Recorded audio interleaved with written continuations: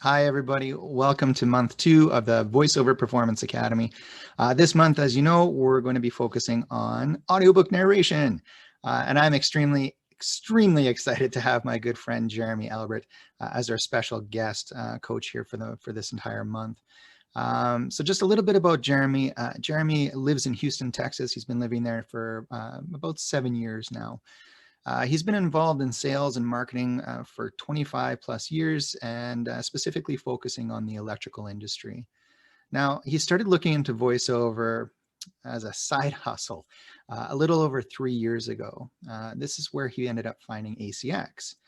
Jeremy was looking through ACX and he found an audiobook that he thought he might like to narrate. He simply auditioned for it, and to his surprise, the author completely loved him and wanted him to voice his book and hired him immediately. So from that point on, Jeremy was hooked with audiobooks.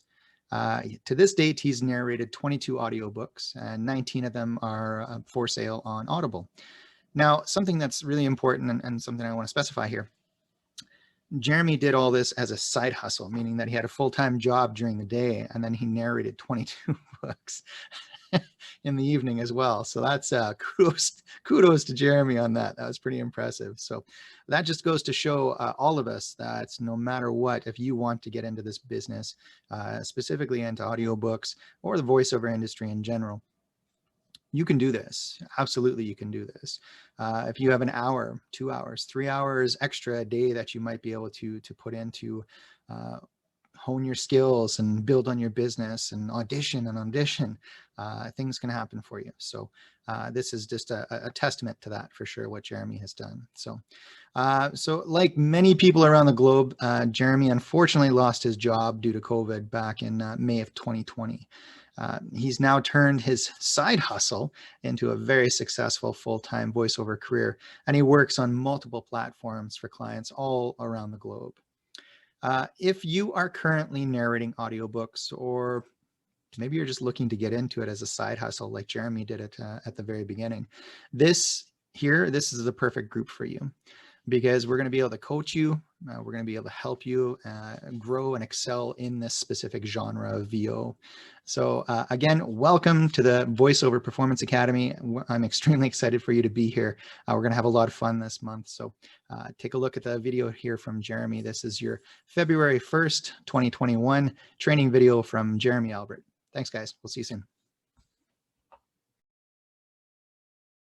So, Jeremy, my friend, thank you very, very much for taking part in this this training session here for February. As you know, and that's why we asked you to come in and help us out here, we're going to be talking all about audiobooks for the month of February. So I appreciate you taking some time out of your schedule to help us out here with that. So I just have a bunch of questions I want to chat with you about here, and we'll just get everybody getting to know you a little bit more. So first off, can you tell everyone, how did you get started in voiceover? Well, years ago, when I was younger, I had a friend of mine whose mother was a manager of WHAP radio station. So when I was a kid, I got an opportunity to go in and see behind the scenes of what a radio station does and how it works. And, when you're 12, 13 years old, it's just the coolest thing in the world. You don't know what all those buttons and the gadgets do, but I got to watch some stuff. I got to watch some advertisements being done by some guys that were there, and then the morning talent in this little local radio station.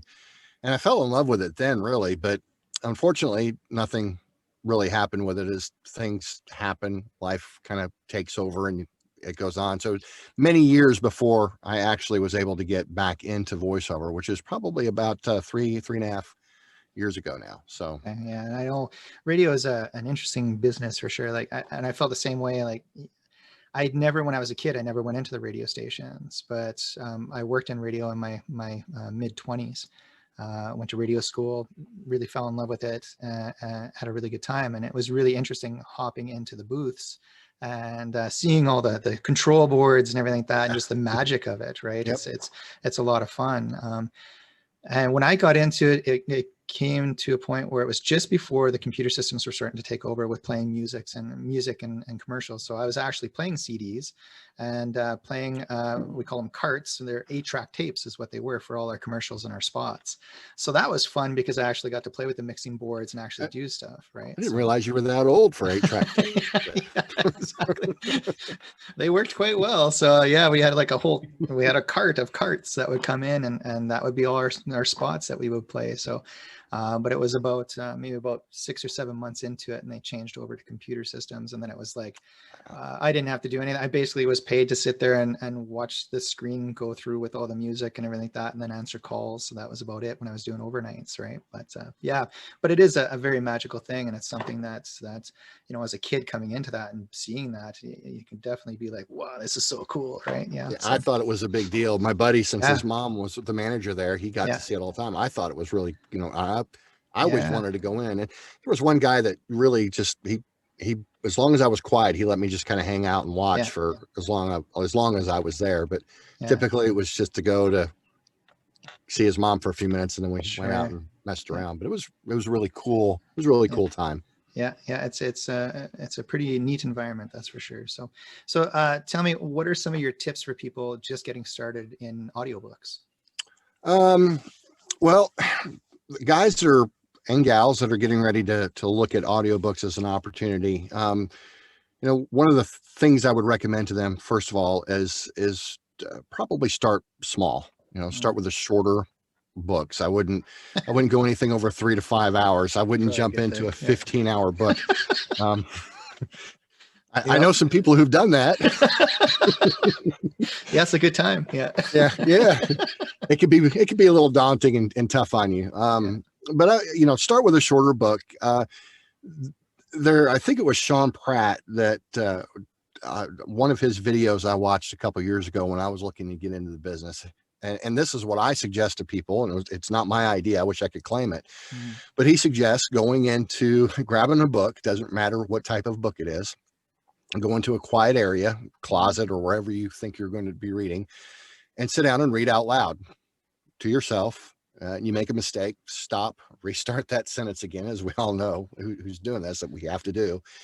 And do it, you know, obviously, if you keep making mistakes, you have to start that sentence over and over again, because that's how you get the perfection in the audiobooks. You can't just give them the crummy stuff. Yeah. So if you can do that and not go insane, you know, for an hour or two doing that, and then obviously you want to probably do it a couple of times, you're probably going to be okay doing audiobooks, because people who do a lot of them, and I've done quite a few, I know you've done some. For me, in my booth in here, there's a lot of isolation, whether it's in your booth or in a walk-in closet that you converted. You're by yourself for a long time. There's a lot of sitting, and it can be tough. It can be tough on your vocal cords. So, you know, keep yourself hydrated, drink well, start with smaller books, and, you know, make sure this before you invest in any equipment or anything like that, that it's something that you think you might want to do. You know, sit down and just allow yourself that time to see if you can actually sit in a quiet area in your padded room, as some of our friends call it, for a couple of hours at a time. Yeah, exactly. And I mean, you bring up a good point with that, right? I mean, because people think about audiobooks and they're like, oh, I can read, no problem. I can do that. That's not very hard, right? But it can be very challenging. It can be very exhausting, you know, depending on the types of books that you're reading as well, right? Right. And the length of that book, like you said, is huge, right? So yeah, no, really good points for sure. So, and I think one of the most important things, if people are getting into audiobooks, that they have to do is, and I was guilty, I'm still guilty of this. I catch myself every once in a while. I have an audiobook I'm working on now. As a matter of fact, I had to go back and redo a chapter because I just read it too fast. People need to learn to slow down. You make less mistakes.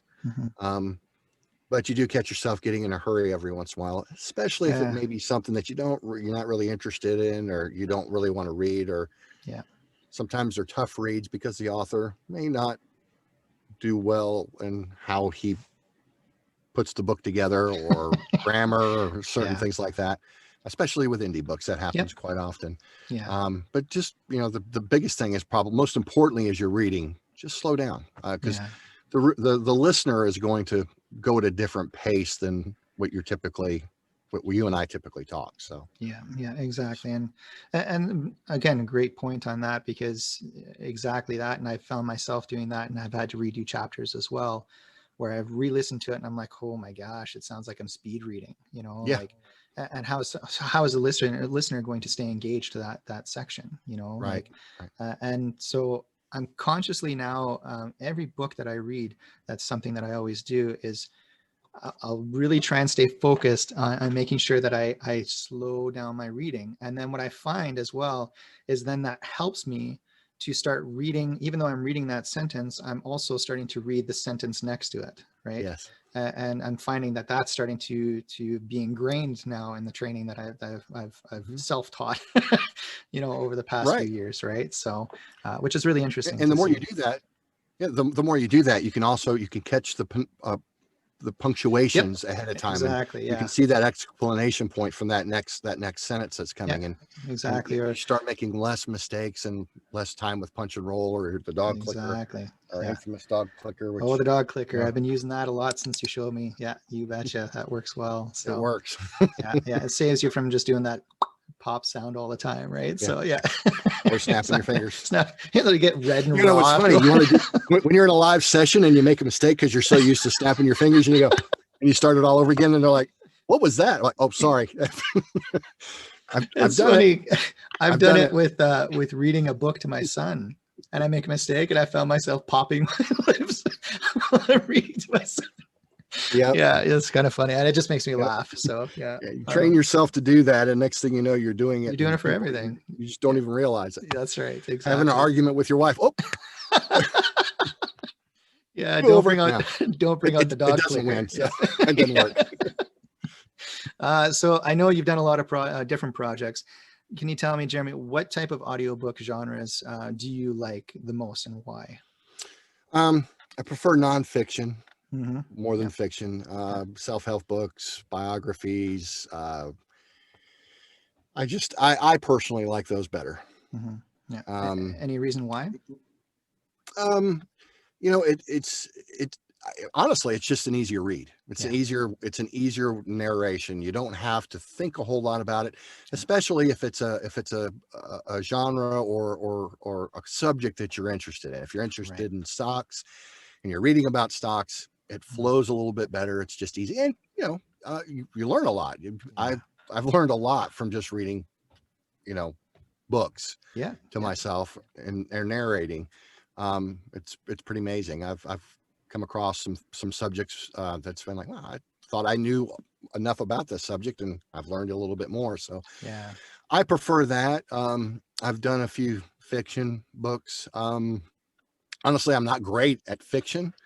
I'm getting better. It's something that I can get the whole characterization, and some people go in, with a lot deeper with that, but my personal preference would have to be the nonfiction books, just because for me, it just flows smoother. I can get through them, less mistakes, the timing of it, the return on my time for the amount I'm getting paid is better. Yeah. Because to be honest with you, most people, they don't really look at it as fiction or nonfiction as much as, we look at it as per finished hour. Characterization and getting characters built in a story, it takes you longer a little bit. I mean, something that might, if you take 10,000 words of a nonfiction book and 10,000 words of a fiction book, you're going to have a little bit difference in the amount of time it actually takes to read those two books. That's a good point, because if you're doing character voices for a book, let's say you have 5 characters in that book. Okay, well, every time you read that character, you have to make sure that you're saying that character or working with that character in the same tone and the same inflection, everything that you did on the past read. So you would have to go back to those past reads and make sure that you listen to that before you start to do that character in the following chapters as well, right? That's my understanding with that. Like you, I haven't done anything for character reads, but I've done some research into it, and that's what a lot of the pros are saying with that, is that you you have to be consistent with your characters, obviously, right? Right. So that's where a lot of the time factor comes into it too, and like you said, we get paid per finished hour in most Yep. cases, right? So that adds on to it, especially if you're doing all the narration and all the editing and the mastering as well. Yep. I mean, that's all part of it. Not to try and steer people away from doing character voices or fiction type books.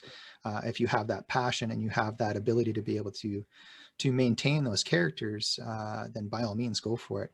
But It's just like anything else. So it takes practice. that's right. And again, you don't really want to start off with a book that's got 12, 15, 20 different characters. And you don't want to start off with the Lord of the Rings. No. I mean, can you imagine? Good grief. But if you get a book, a short story, something from ACX, they even have books on there, and I'm sure you've seen, there's books on there that are hour and a half, 2 some hours. even lower than that, Short. Yeah, and you can start learning how to develop your characters and your read style, your narration style from those, and then just build into it. It's not a race. And in the meantime, stick with the nonfiction stuff until you may find that you like one better than the other. I know a couple of people that they prefer fiction and they just love the opportunity to do the voice acting to become that character. Exactly. And that's a lot of fun to do. I'm getting better at it. I would say that my female voice doesn't sound very good because I have a little deeper tone. It's just so a it's little deeper, right. So I have a little bit more difficult time with some of the books but I've listened to a lot of people too, though, that, not to scare anybody away from fiction, I've heard a lot of people who really don't do character voices. If the dialogue is there, the conversation, if it's well read, if it's well written, well narrated, you can follow the differences between the male and the female, or a goblin and a whatever. When you're doing it, you can put a little, whatever into it. And that will work. You don't really have to go over the top to be a great fiction narrator. I mean, you can just, the slight inflections here and there will work just fine. So, and I think a lot of that too comes down to the communication between you and the author, or you and the publishing company as well, Absolutely. right? Like, what is it exactly that they're looking for? If they're looking for an over-the-top type goblin, is that something that you can provide them, right? And then not only that, so that's one question. The other question is, how long can you provide that voice for? So, if you don't it's want the to burn main out your character voice. and you're straining your vocal cords doing the voice of this character, this whole time, even if it's just a few hours of a book, that can the next day you're going to know it. We've all been there. So, exactly. You got to take care of your pipes. That's your moneymaker, right? Exactly. That's right. So you get a new audiobook project from a client, and it has a bunch of different characters. We kind of talked about this. How do you yourself determine what type of voice to create, and how do you keep track of all these voices? Again, we kind of talked a little bit about that, but I want to kind of dive a little bit more into that. So, because you have done that a little bit, eh? Yeah, a little bit. The way I learned, the way I was taught, was the best way to do it. If you're going to have several characters, you can develop the character yourself. First of all, you really, if it's going to be a fiction story, you probably should read the book first, or at least get a good idea what the book is about, so you kind of know. I've heard stories of people going through reading a whole book and they find out near the end of the book that the guy is actually of English descent or Scottish descent or whatever, and they should have been doing it in a different accent through the whole book. And gosh, we don't want to get through an 8-hour book or 10-hour book and realize that you should have been doing something else. So, make sure that you have an idea of what it is, the story that you're reading. Authors, rights holders are typically good about giving you feedback about it because they're proud of what they've done, just as you are when you or I narrate something. We should be proud of the work we put out. And we need to respect what they've put out to give to us to narrate. So once you find out what the characters are, you can create the voices. You can, maybe they have drawings or pictures, or maybe you have an idea or a picture you can pull on the internet of what this guy look. Maybe it's it's a gallant paladin from far off somewhere, and you can get on and find those things and kind of look and, well, I think this guy sounds like this. You create that voice, you can record it, and you can keep it in a file for that book. So here's your book, and you and I have talked about this before. I'm a file. I have a ton of files, and you do it the same way. It's just easy to go back and pull stuff out when you need it. So you can have a character file in the file that you keep for that story, and you can say that this is this guy, and this is this guy, and this is this girl, and this is the barkeep, and whatever. And you can create those voices so you have a reference to go back to, especially if maybe that voice is in chapter 1, 5, 10, and 11. Great so point. You may have to go back and pick that up and go, what now? How did I do that? Rather than just going back to the chapter and being like trying to skim through and figure out where his voices have those specific, like, even if you did like whatever 2 sentences of that character and put it in its own separate file, this is Charlie from the bar, right? Just something simple that you can, and maybe a couple of different tones, a happy one or a sad one or a mad one, or grouchy, whatever that character is kind of going to be, just a few different types of tone in there, and move on to the next one. Cool. But that's what I would do, and I've done when I've done a couple of different character voices and narration. So great, it works for me. That's awesome, man. So tell me, excuse me, what type of DAW or digital audio workstation would you recommend for someone getting into audiobooks? And well, I know a lot of people, Audacity is free, but if I were to suggest anybody, if they're serious about getting into it, they can play with Audacity a little bit, but for the money, I would recommend, and you've heard me talk about this before, I would start off with, if you don't mind paying a little bit, Reaper. I did check it this evening before I had this to see if it was the same price. It's still $60, and that's a lifetime, forever. Lifetime access for comes with it comes with a great set of plugins. I mean, you've got everything you need to sound good doing a narration. You got your compression, you got your EQ, and you got your gates to help with the noise. Right. So the next, at that point, Audacity's fine, GarageBand's fine. You can do it all on that. But if my recommendation is just spend a little money if this is something you're interested in. And to be honest with you, Reaper comes with I think it's a 60 or 90-day free trial. You can get a free one for a little while, and it depends. I think it's they allow you a certain amount of files, I think, that you can save or something. I've never had them call me out on the file, because I used Reaper for probably the first 3 books that I did. Oh, did you? Okay. Never had any problem. Yeah, I never had any trouble with them, but I still, I own it. I have a license for it. It's still a really good, using it for audiobooks is great, but you kind of get a side benefit. It's a great DAW for voiceover and other things to do as well. A lot of people rave about it, including yourself, obviously, but I know what's his name there? Mike Delgado from the Booth Junkie. He talks about it a lot. Yeah, he really likes Reaper. Yeah. Fantastic videos.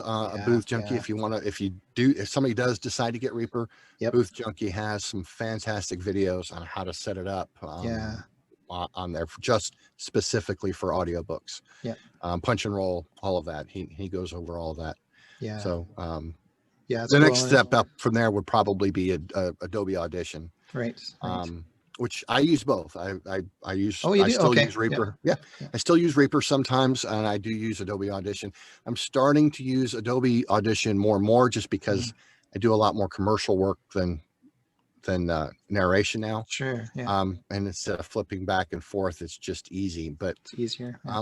I do really like the way Reaper, for the money, it's a fantastic program to start off with. Yeah, interesting. I know I had downloaded Reaper and was starting to play around with it, and then I started playing around with Audition as well, and I took the 7-day trial with Audition, and I fell in love with Audition automatically, just because it had the same familiarity of Cool Edit Pro when I was in radio school, and then I heard that Cool Edit Pro was actually bought out by Adobe, so that made sense to me. So I was like, okay, this works, right? But when I started off, it was Audacity, and I did my first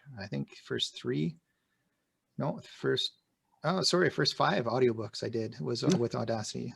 Yeah, 5. Yeah, and I've 4 or heard a 5, something couple like of that. it Yeah. that you've done. They sound phenomenal. So. Yeah, I mean it's a basic program, but it does have the tools that you need to be compliant with ACX requirements and all that kind of stuff as well, right?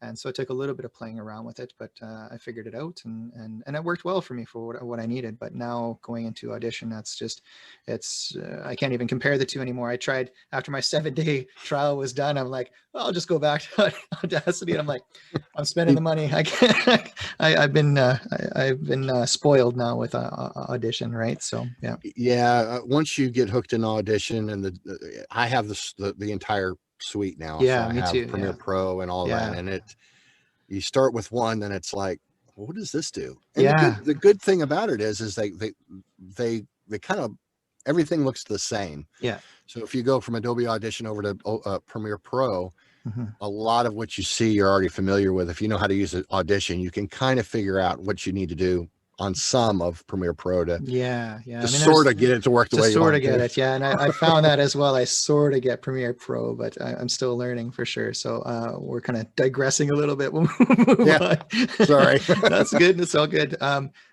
So what platforms do you use to attain audiobook projects? ACX, Fiverr, and Upwork, Okay. and direct marketing. Yeah. I've had a couple of publishers that have come to me directly off of any platform that I've done narration for. But when you're first starting off, ACX it's easy to get set up. If you have an Amazon account, you can get into ACX pretty easily and get set up. Fiverr, again, it's another platform that you can set up a gig fairly easy, and you can make some pretty good money off of Fiverr with audiobooks and ACX. Yeah, because you did well on Fiverr and ACX for audiobooks.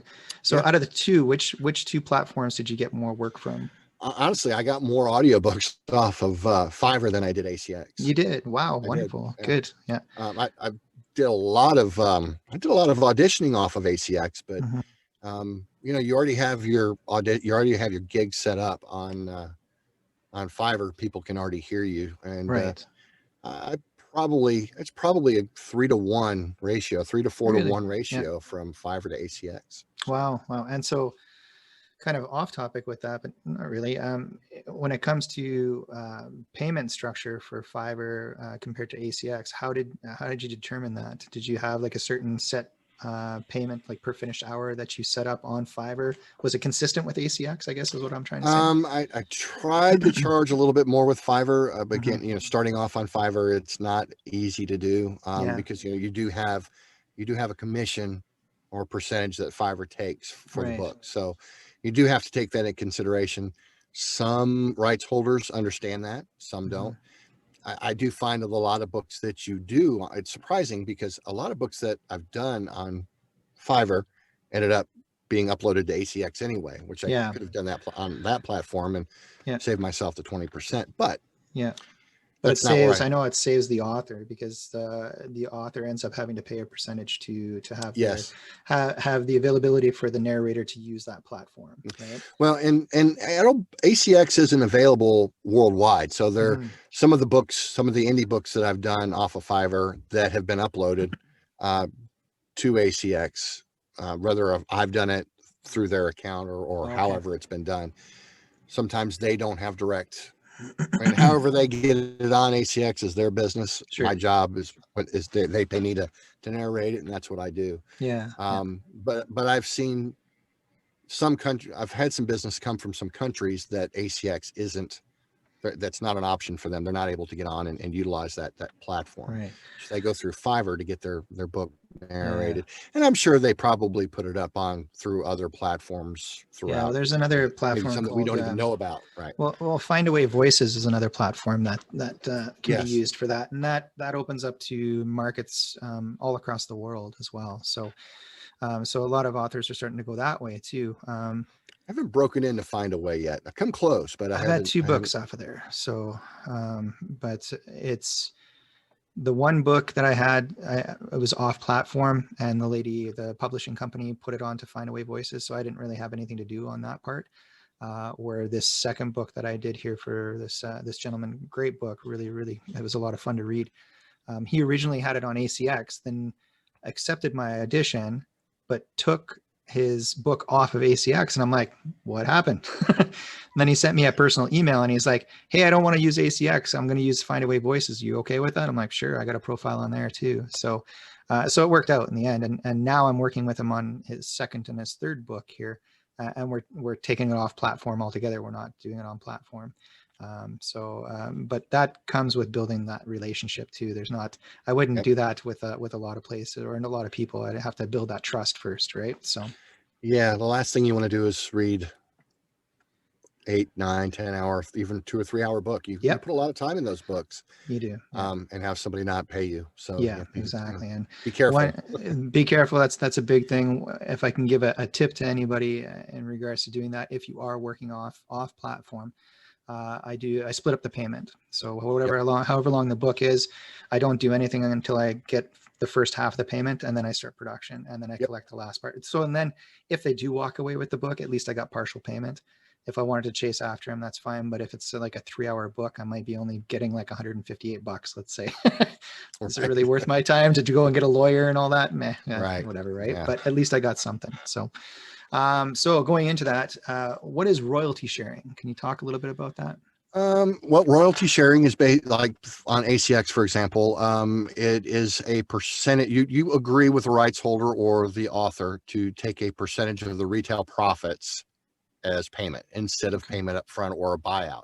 When you get buyout, you're basically working per finished hour. You'll see PFH or per finished hour for a book. And then that's what you agree to do for there. For royalty, you don't get any money unless the book sells. I personally don't do royalty share. Not that I wouldn't under the right circumstances, but I personally, especially since I like to do a lot of self-help books and stock books and business books, I prefer the per finished hour. But if I had the right author and the right opportunity that came along, I would absolutely do a royalty share. ACX, I believe it's 7 years. So once you do a book and the agreement's there and the book starts to sell, I know some people who did royalty books a couple of years ago, and they're still getting $200-300 a month from several royalty books that they've done. And they'll be getting that as long as the book continues to sell. And maybe one of those books that nobody sees today, but 3 years from now, who knows what could happen. Who knows? That's just it. Yeah. So I'm not going to say that I would never do a royalty share, because I've come close a couple of times to and some conversations. ACX does have, and probably some other platforms, I don't know if Findaway does, you might be able to speak to that, but some have what's called Royalty Share Plus, where you actually get some royalty and a per finished hour rate as well, which I like that even better. And they only put that in a couple of years ago now, I think, isn't it? Because in the first year that I was doing this, they didn't have that. And then I seem to remember that coming in, and I was like, okay, well, that makes things, in my opinion, a little bit more feasible, because then at least you're getting some compensation for it off the hop, right? Because there is a level on ACX where you can check out on Amazon, what is that book selling for, the actual paper copy or the hard copy? Is it selling well, or is it not selling at all, right? And are they actually, do they have a payment on it? Like, how much does the book cost, or are they giving it away?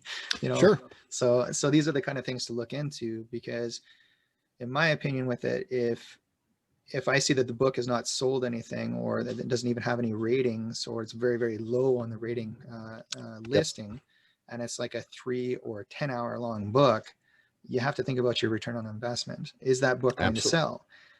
But again, you're not a fortune teller. You can't see the future too, right? Like you said, it may not be selling now, but in 3 years, maybe it picks up on something, and next thing you know, you're making all this amazing residual income, right? So, and like you said, you can if it's not hard to figure out, you can get on Amazon and figure out the ranking of a book.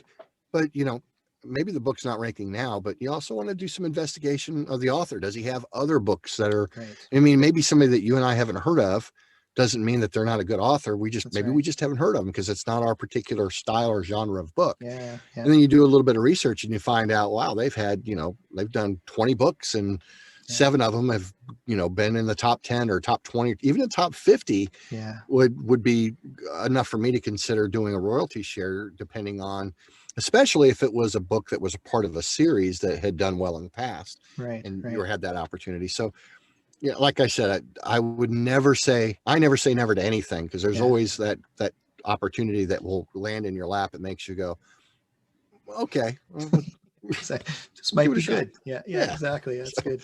So when starting out, should you just do royalty sharing or even royalty sharing plus, or should you just go with the per finished hour? What do you think? you know, it depends on the particular situation, depends on your situation, and my situation is different from yours, is Sure. different from somebody else's. When I started out, I personally didn't do royalty share. I wanted to get paid for the time put in. Maybe kind of old fashioned. I don't know. I mean, I know people who swear by royalty or royalty plus. But you know, I think you need to decide and go with your gut as an individual narrator of what you want to do. Mhm. If you're just getting started out and you're not getting any, you know, maybe you're on ACX and you've auditioned a few times and you're not getting anywhere, to get that first book, maybe you do take a couple of royalty share books just to get the practice and the understanding of how the industry works. Mhm. You know, it's a way to pay for your education. So I mean, Yeah. you're Yeah. You're basically trading your time in to get an education, is what it is, absolutely, right? and So. there's nothing wrong with that. Mhm. We've all done it. You've done it. I've Yeah. done it. And maybe not with royalty share for this, but I mean, But how many that's a auditions lot of have we our done? business. Yeah. Right, right. Exactly. Yeah. So, um, I think if you're passionate about it and it's something you're comfortable doing, then absolutely do royalty share. Do it all day long. Do royalty Mhm. plus. Um, for me, I prefer per finished hour. But again, last question, Yeah. I wouldn't rule anything out. It just depends on the individual, what you're comfortable with, Yeah. and um, you know, if this is if the money is important for you to get, Mhm. or if you're doing it as a hobby or a side hustle, that's gonna pull you in one direction or the other when you make that Yeah. Yeah. decision. So Everybody there has are a some different authors path. out there that all they'd ever do is royalty. They wouldn't pay you per finished hour. It's just royalty. They don't do anything else but. Yeah. Um, but some of those guys, you know, you have to watch out for them too. So, you Yeah. know, Yeah. Exactly. I had one gentleman that reached out to me with a royalty share book. It was a 10-hour long book, and it was a character book. And I was like, sorry, dude. Like, I can't. And I mean, I was working full-time day job during that time as well. So I'm like, there's just no possible way I could do that. And it looked yeah, like it would have been a cool book, but again, it and was see, in Cord, that's my okay. circumstances, right? Yeah, So, that's okay. It's not for you or for me, right. maybe, Yeah. but somebody out there is going to look at this, go, Yep. heck yeah, I'm Yeah. I'll all jump over right that, on man. that. This is Yeah. great. And maybe it's just because they enjoy doing that, or Mhm. and for them, the payoff of the royalty comes second to the fun that they have Right. doing the narration. I mean, I love what I do. Yeah. Absolutely love what I do. And you know, you get the right book, you know, again, may not It be clicks, right? right. It just clicks, and it becomes fun. It doesn't become a job or a task that you have to do. It's just fun, like, Yep. and it really depends on the book for sure. But so going back to rates here right now, because this is always something that a lot of people have asked me as well, and I'm sure you've probably gotten this too. Uh, if let's say you decided that, okay, royalty rates sharing is just not for me. Um, I'm starting out in this. I don't want to do royalty share. I don't want to do royalty plus. I want to have a per finished hour rate. What would you suggest to be a per finished hour rate when you're starting out? Well, and again, this is a tough one because there are a lot of people who have their opinions about Mm-hmm. this. And you know, what I say in this recording, somebody's going to hear it and go, "Oh my gosh, what are you saying?" And it doesn't matter if I say a high number or a low number, Yeah, somebody is not going to agree with me, and that's fine. You sure. know, Yeah, at yeah. the end of the day, what you have to do is when you're first starting out, it's like any job. You're not going to, in most cases, when you're first starting out in a new career, you're not going to be at the top unless you own the business Yeah. or you work for, you know, a relative or somebody a close friend that pulls you in. You're typically not going to start off at the top of the scale. Mm-hmm. And that goes the same with voiceover work, narration, audiobooks, all of that. Yeah. The starting scale on ACX, I think, is between $50 and $100 per finished hour. Right. That is not an unreasonable rate, No. in my opinion, to start off from somebody who has no experience. Yeah. Again, you have to be smart about this. I would highly recommend, if you're going to start off, don't go for those. Stay away from anything over 5 hours for a while until you get really good and you're good at editing and Come doing all on, the where's things. the fun in that? Come on. Yeah. But you know, I charge significantly more than $50. Would I do a book for $50 per finished hour? Maybe, if it was the right book or the right author or the right you know, who knows which you could get your name. If I got my name attached with the right author for $50, but yeah, because that could potentially bring me enough business that might be worth it. So it's a business decision, because what we do here in voiceover or narration, it is a business. We have fun doing it. It's a great time, but it's a business decision. But to start off, I would say, you know, it is not an unreasonable amount for $50 to $100 per finished hour. Yeah. I know a lot of people, and now we probably, and I know this isn't one of the questions, but for a lot of people, per finished hour sounds like you're making $50 an hour.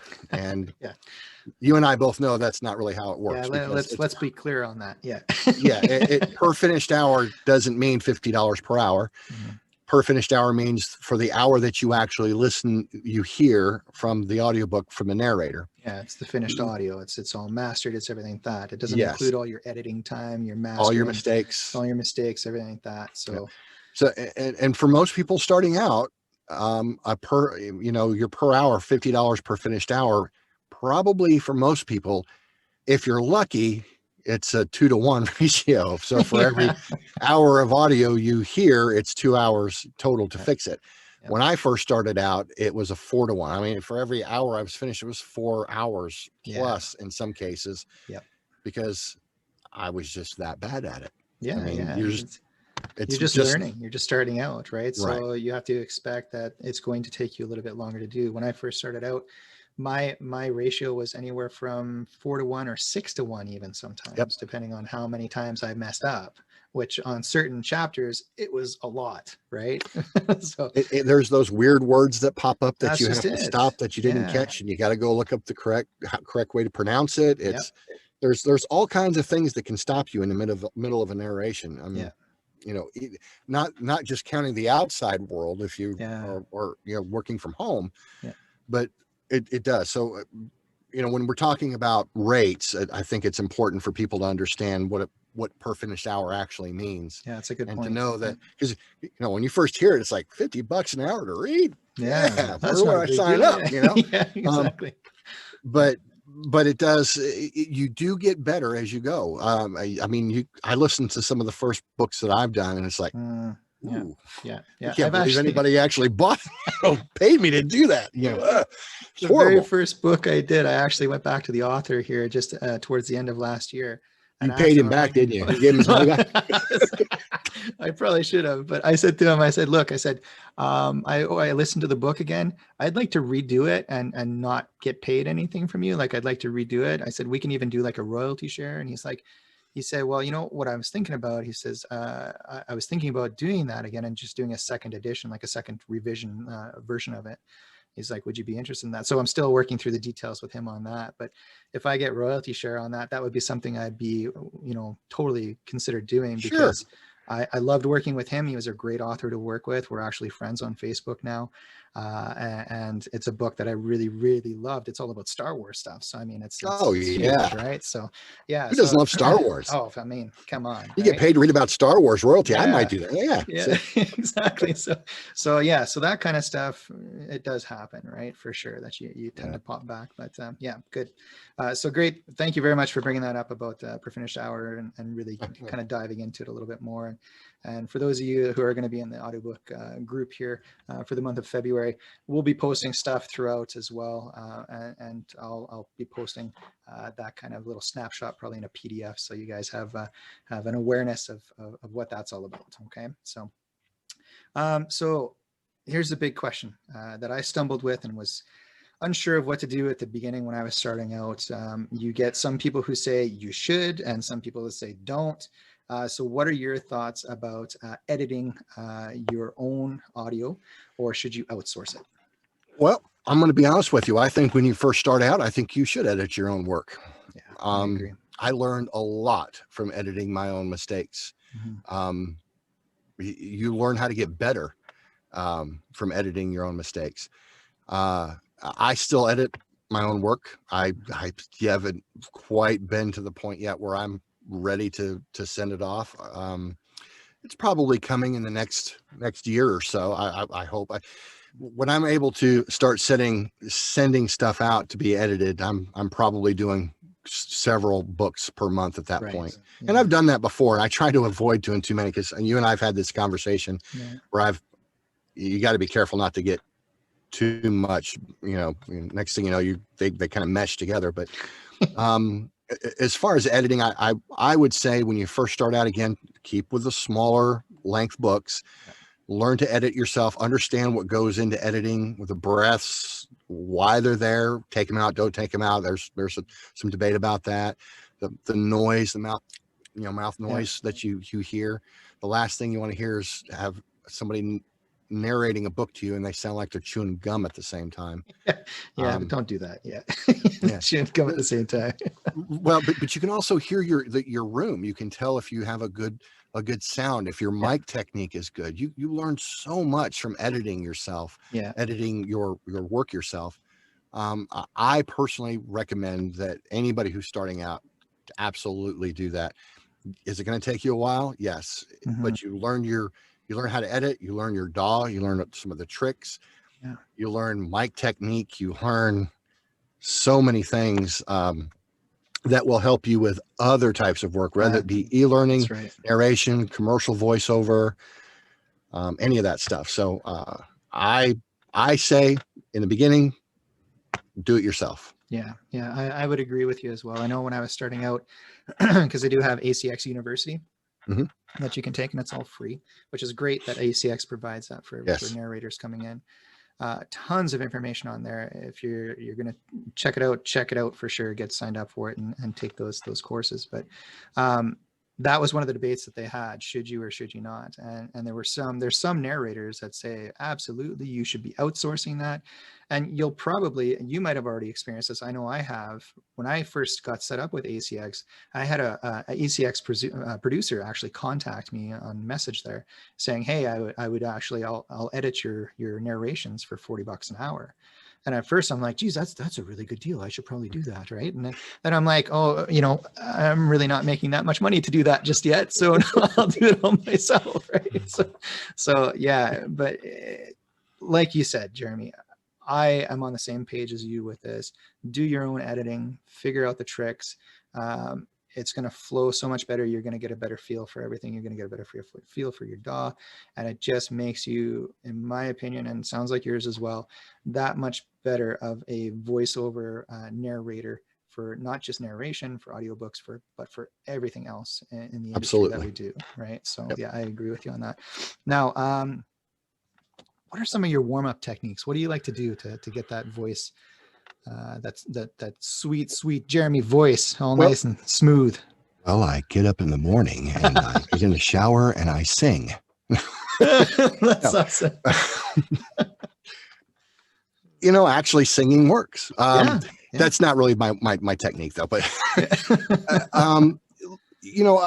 when you're doing audiobooks, it is long form narration. So there are some mornings you get up and you do have that morning voice. It's a little deeper and a little raspier than what you're going to sound like later in the day. Yeah. If you're doing your own editing, like we talked about before, you will know when you're listening back through to some of your chapters, you're like, oh, that was about 6:30 in the morning. I started that one. Wow. Or if you're up late at night and you'll just start telling those things. What I do when I start a read, if it's cold, if I'm first thing in the morning, I'll grab a cup of coffee. And not talking about hygiene, but to be honest with you, the best thing to do is go ahead and eat whatever you're going to do in the morning. Get your teeth brushed, get rid of all the nastiness that you can, anything that will cause your mouth to be sticky. Right. Get yourself some throat coat tea. I keep throat coat tea available. That's a good idea. Coffee. Yeah. A lot of people don't like to drink coffee when they're narrating. It doesn't bother me, I don't think, so far. The same, as long as there's no sugar. If I'm just drinking it black, it's fine. Yeah, but if there's sugar and cream, obviously that's not a good idea. Or even water, sparkling water, anything like that to keep yourself hydrated, to keep your mouth hydrated. But if I'm starting off with a cold read, I typically will sit and I will read the first several paragraphs out loud. Number one, it gets me warmed up, gets my vocal cords warmed up, but also I get to read ahead a little bit and go, and it really starts getting you in that momentum. So because you've already read it once, maybe you read 5 minutes, 10 minutes, 20 minutes, 2 minutes, whatever works for you. But when I start off with a cold read first thing in the morning, if I'm doing long form narration, I will typically, I kind of do the mouth exercises. You can squeeze your cheeks, you can QE, QI, things like that. And, motorboats, all the fun stuff. You sound weird in your booth. Anyway, that's, you might want to edit that out. Yeah. No, we're keeping everything, buddy. Okay. But it's I lost my track. There we go. I would go ahead and just read the paragraphs. If you're starting off cold, read a paragraph when you're starting. It allows you to know what you're reading. You'll find that once everything gets moving, you can kind of, once you get to the point where you haven't read, you transition right into it. You've already got a nice pace and everything going. You're already warmed up and ready to go. That's how I do it. Yeah, that's good. Yeah, really good. Yeah, it's and everybody has their own techniques, their own style of what it is that they do, right? And what you said about mornings versus nights as well, that's a big difference too, right? Because I mean, usually at the end of the night, you're probably getting a little bit sleepy, right? So your energy level might be a little bit lower than it is, let's say, around 8 o'clock in the morning type thing, when you've had time to wake up and had coffee and breakfast and all that kind of good stuff before you start going, right? So so that's something to be mindful of as well, because I know one of the books that I did, I was recording every single night. And I noticed after working all day long at a high stress job and then coming and being like, oh my gosh, now I got to narrate for the next 3 hours, and it's like, oh my gosh, I'm so tired, right? But you pick up on that in your narration. So again, I would go back and I'd have to redo an entire chapter because it just sounded like garbage, right? Yeah. So your words slur. You don't realize that you're slurring your words. Yeah, exactly. You're pushing things together that you're not saying complete words. You're just kind of mashing them all together. And it sounds good when you go to bed that night at 2 a.m. You're like, oh, that was great. And then you get up the next day and how much did I have to drink? That was terrible. Yeah, you sound like you were chewing on a bunch of marbles. Yeah, yes, a lot of fun. Been there. And I'm an early morning guy, so I'm usually up between 4:30 and 5 o'clock every morning. Wow. So I'm usually in the booth by 6 typically. Really? Okay. Whether it's marketing or. So right now, so it's 9:43 here. You're an hour ahead of me right now, so it's pretty late for you right now. No, I stay up till midnight typically. Do you? Yeah. Well, I'm usually up early in the morning. Work all day, spend some time in the evening with the family. Right. And if I do have some more work, I'll still come back into the booth sometimes at 9, 10 o'clock at night. Depends on. I'll go away for a couple hours type thing. Yeah. Okay. As long as I just got to get some time with the kids and stuff. Yeah. So. Yeah. It's important. Family time is important. You got to make them keep quiet all day long. I got to let them get energy. So, is there a certain type of mic that's best suited for audiobook narration? Again, it's one of those things that people will tell you lots of different things. Lots of people have different voices. Different mics go well with different voices. I started off with a Rode NT1. I know people that started off with a Snowball, USB mics. Yeah. So to do the great thing about audiobooks is you don't need an expensive mic. Yeah. You don't even need an interface or anything like that. You can get a USB mic, plug it into your laptop or your computer, get Audacity and set of headphones. It's a good idea, and you're ready to go. I've recently upgraded to a Sennheiser 416. I absolutely shotgun mic. I absolutely love it. Yeah. And probably later this year, I probably will end up with a TLM 103 if I have my way. That's my dream mic. Yeah. don't tell my wife. Don't worry. But I've been quietly putting funds aside from narration and other work, 5% here, 2% there in my mic fund. Yeah. And I'm about halfway there. So nice. And then you're going to have two of the best mics that are in the industry, in my opinion. Right. Yep. So, And then, but I still use the Rode NT1 every once in a while. If I do a podcast, you know, it's got a different sound to it. It's got the high end of them, and I won't get into all of that, but the high end of the mic does sound a little bit better. I have a deeper voice, so it picks up the highs a little bit, gives it a little bit more crisp sound. Whereas the Sennheiser, you know, it's a much more expensive mic, obviously, but it picks up more the deep end of my voice and works good for audiobooks. Yeah. But nobody needs to go out and spend $1,000 on equipment or $1,000 on a mic. You can go out and spend $100 or less and really get started in audiobooks and go out and do some auditions. Before you know it, you know, you've got that money made back, and then just put some aside. And if it's something you really want to do, you know, put some money aside to get that that mic that you really want. So. Yeah, exactly. I agree with you for sure. Now, are there certain quality control standards that need to be met with like sites like ACX and Findaway Voices? We'll kind of dive into that a little bit. We'll just touch into that. We're going to talk more about that during the month here as well. Yeah. Most sites have standards that they want. Most everybody, I think, follows what ACX has, their standards. It's I would recommend, especially if people can go to ACX. Most platforms, most sites, and you can speak to Findaway Voices. We'll have the standards or the requirements that's needed to be met. Again, part of doing your own editing, it helps you learn your DAW and how to set everything up to meet those standards or adjust as you go to meet those individual standards. So they're not stringent. They're not hard to figure out. I mean, anybody who's got access to YouTube can figure out how to do it on Audacity or Reaper or Adobe Audition, or somebody like you or I, if they know us, they can send us a message and go, hey, how do I do this? Because you know me, somebody needs help with it. They need help. Absolutely. Send me a message. I'll help Jeremy's a great guy. You're a great guy to ask for information for, and you've helped me out on many occasions as well. It goes both ways. You've helped me too. So I appreciate that, but it's not, again, the standards are out there. They're not very stringent. They're not hard to get figured out, whether you have a Sennheiser or a Deity or a Shure SMB.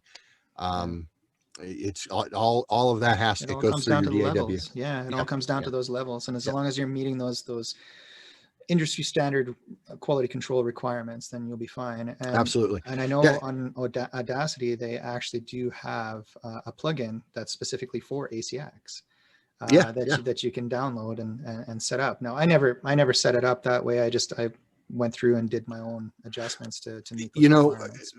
To say I never used Audacity, I said earlier I didn't use the only thing I did download Audacity. The only thing I ever used it for when I first started in audiobooks was to do an ACX check. Oh yeah. I specifically downloaded that, then I would pull the files over from Reaper to do an ACX check to make sure that I had Reaper set up properly. Right. And that's what I used to before ACX had their own studio where you could upload files there. I used to do that with Audacity. I'd forgotten about that till you just said that.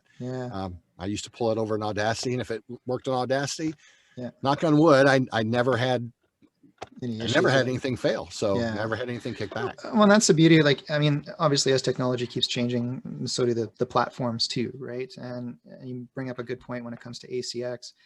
They do have that quality control check now when you're uploading files. They didn't before. But now use that? I have. It works great. It works great. It's wonderful because it'll tell you right away, you know, oh, your RMS is too low, or you're not in the right, you know, you're recording at 48,000 kilohertz rather than 44,100 kilohertz. So that gives you good points of what it is that you need to change, and all that stuff is easy enough for you to change on your DAW as well. But they're making things a lot easier for people. I know when I first uploaded my very first audiobook, I was freaking out. I didn't know if I was going to make it. and everything What if I have to read the whole thing all over again?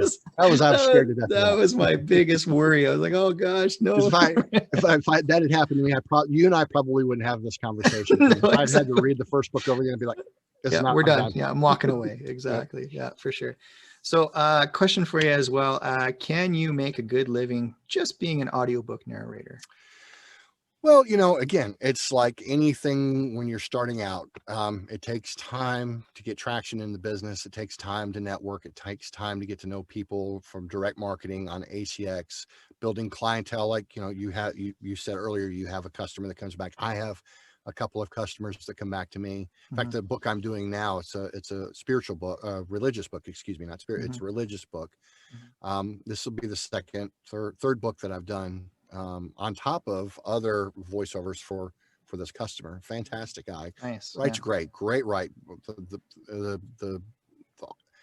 It's just a great author. Yeah, read. great. Yeah, he writes very well. It flows very well. It's just very easy to narrate. Nice. So, like, again, starting off with anything that you're doing, you're not going to make. You probably aren't going to make six figures. I'm not going to say there's not an exception to the rule out there. Sure. I will say that, and somebody will come and go, well, my first year, that's great. I would say on average, most people don't make that. I realistically, and I don't take my word for it. You can talk about this or ask other people. I think realistically, if you're serious about doing audiobooks, if this is your passion or it's something that you're doing on top of other voiceover work, and even as a side gig, I think between $10,000 and $20,000 your first 12 to 18 months is feasible. Yeah, that's actually really good. If you can do it that way, for sure. And it's always going to be based on time, the time that you have and the time that you can put into it, right? So, I mean, if you can, you think about it, you don't realize, when we talk about a 3 to 5 hour book, so we're really talking about 15 to 20 hours worth of work for one narration. Yeah. If you have 20 hours a week, let's just keep it simple. We'll say 20 hours a week. You could theoretically do one book a week. Yeah. And if you're doing $50, dollars per finished hour, I mean, you can do the math. It's late for me. I'm not going to do it, but you get my point. Math's hard, but I get it. Yeah, you could, and then that's just for the low end. I mean, you get up to higher areas where you're making, 253, 350, and there are some narrators that are making thousands of dollars per finished hour. They're making $10,000 for a 4 to 6 or 8 hour book. Yeah. That's not me. Maybe one day. Me neither, but that's the goal, right? Yeah. I'm not Scott Rick or Sean Pratt or any of those other guys. But there is some payment, spiritual payment, or however you want to say it. I love what I do. Yeah. I mean, I love narrating. I love doing voiceover. So, it's not a lot of money. It's not something that most people could make a living off of right away. Does make a great second income. It does make a great side hustle, but you can work yourself up into a full-time. I used audiobooks to get myself to a full-time voiceover. This is what I do full-time now. Yeah.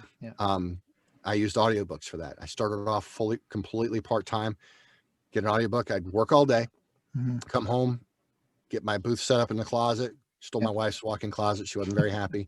And then I would spend the time, I would come home, spend time with the kids, eat dinner, and then, 4, 5, 6 hours sometimes, every night, even on weekends, getting the audiobooks done. But it becomes a passion. So, you're totally right. It is a passion, and I think you have to have that passion in order to actually make it as an audiobook narrator or make it in voiceover altogether, right? Yeah, because if you really like what you do and you're trying to read about stock options at 12:30 in the morning and you're not interested in stock options, you better like what you're doing. The guy's paying me $50 per finished hour. But you learn things too. So there's that payoff. Exactly. No, that's good, man. Last question that I have for you, and then we'll wrap this up here, Jeremy. take me through how you begin an audiobook project. So what's your process? Um, So like well, from beginning to end. So from the point of you seeing a book that you like on, let's say, ACX, and let's say you audition for it and you get it, then what do you do? okay, we're assuming that I have the book, Yeah, let's go with that the that. author Yeah. liked, or the rights holder liked the voice. And he's Yeah. like, okay, we're going to pay you $1,000, and okay. Yeah, exactly that. Yeah. It depends. Start off, it depends if it's fiction or nonfiction. Sure.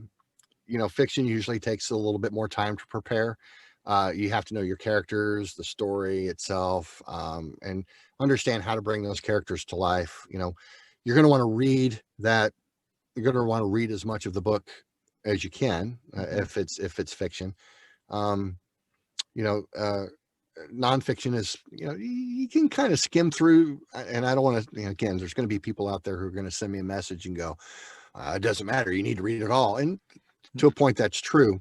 But you and I've been in situations where we get a book and it's like, or you've got other things going on, and Yeah. like, I don't have time to No, read. I might read the introduction to get kind of a feel for it, but then Yeah, I'm just going to go into the booth and read it.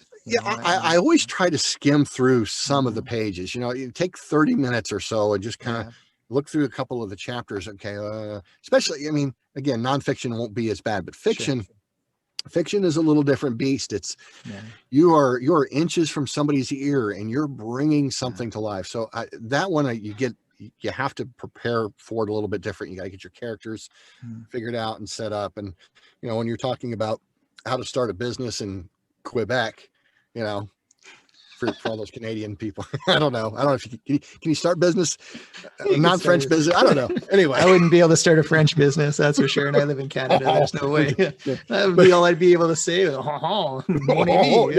all I'm from Texas, so that's about all I can get. All right.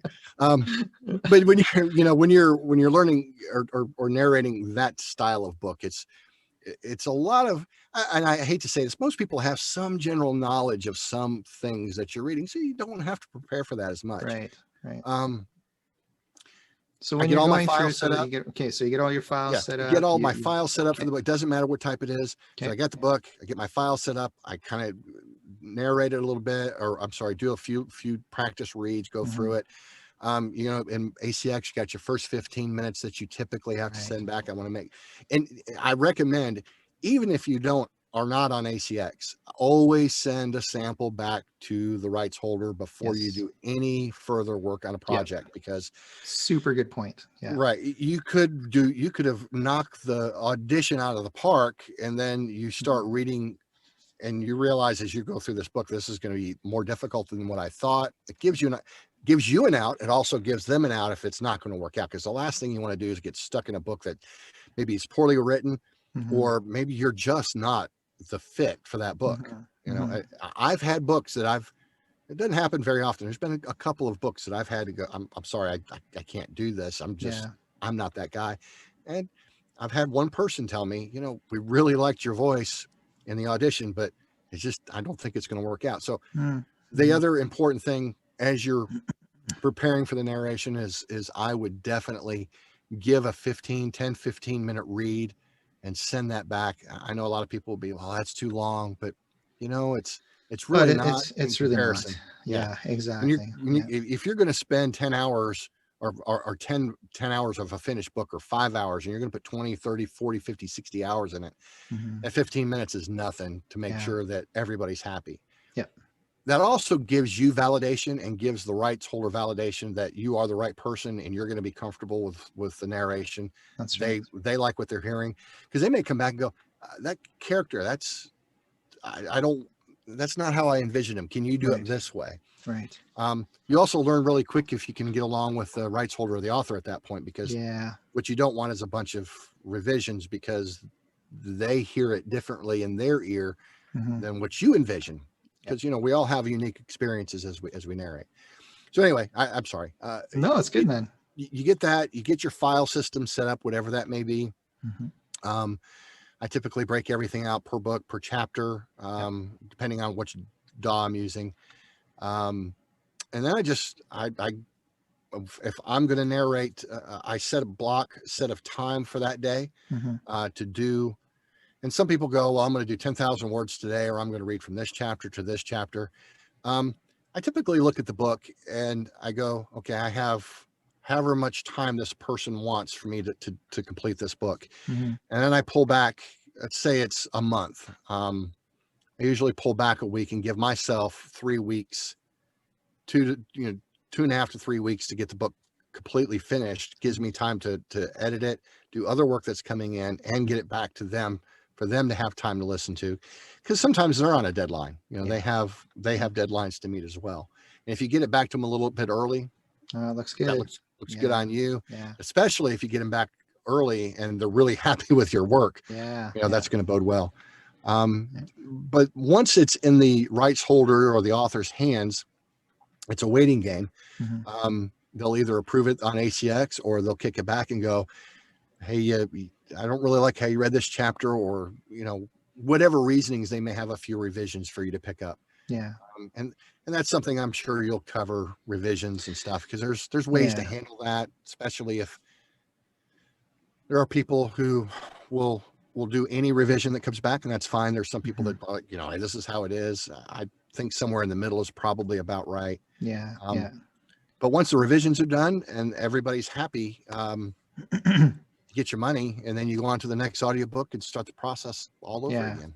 Yeah, we'll talk more about revisions during the month as well, and to kind of get an idea about that, because when I started out, any revision that came through, I was like, yeah, absolutely, I'll do it. I'm sorry, right? But sometimes it was things where it was, yes, absolutely, I made a mistake or I missed a word. And I'm totally fine with doing that, and fixing those revisions. But if you come back to me, and if the author comes back to me and is like, hey, I don't like this sentence, we're going to revise the whole sentence out. Right.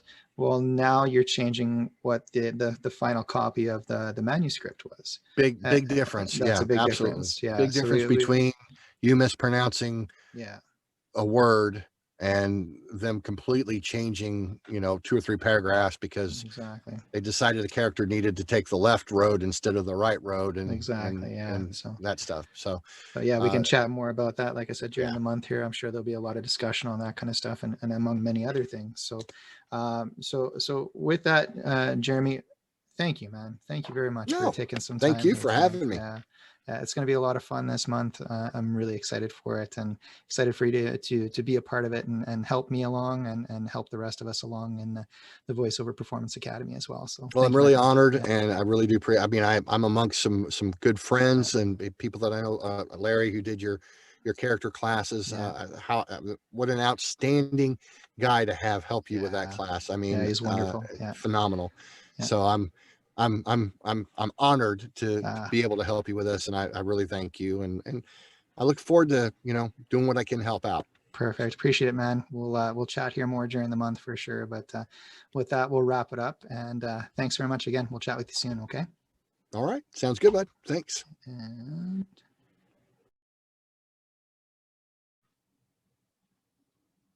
all right, everyone. So as you've just heard, this month is going to be all about audiobook narration. If you have an account set up on ACX, that's fantastic. But if you don't, I would encourage you to do so.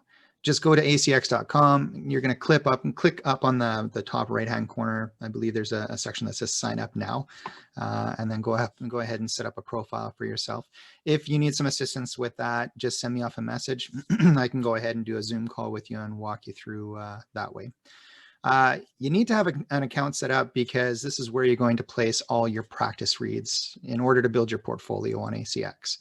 You can either find an audition script from a book that you found on ACX that you want to try and narrate, or take a look at the PDF that I provided as well. There's a bunch of sample scripts on there. Now, all those sample scripts were taken from ACX as well. So take a peek at that, see if anything speaks to you, and go ahead and practice and have some fun. Now, we will be doing 3 live script reads this month. 2 are going to be with me, and then 1 is going to be with Jeremy and myself. You're also going to get something new that we're putting together here for the Voiceover Performance Academy. And that's going to be a 1-hour Q&A session with Jeremy and myself. And the whole purpose behind this is to better support you. You'll also receive a bunch of quick tips on the Facebook page just to help you throughout the entire month. And if you can't catch the script reads, no worries at all. Totally understand. Life gets in the way. I tried to balance out the times and the dates a little bit better than last month. So we're going to test this one out this month and see how it goes. But if you can't make it, that's okay. I understand life gets in the way. Things happen. You might just be tired, and that's okay too. Go ahead and send off your script read audio to me, and I'll do what I did last month, and I'll put it into an MP4 and throw it onto our Facebook page so everybody can listen and provide their critiques as well. So what else do I have here for you? I think that's about it for this part. So yeah, I hope you enjoyed that training. It's going to be a lot of fun this month. I'm really excited for this. I'm so happy that you're all here to join in with us. And yeah, let's have some fun. Ask questions in the Facebook group. The more you're engaged in it, the better that you're going to learn. It's important to be part of it. And this is something that's pretty special to all of us. So thank you so much for taking part, and we'll see you guys soon. Bye-bye.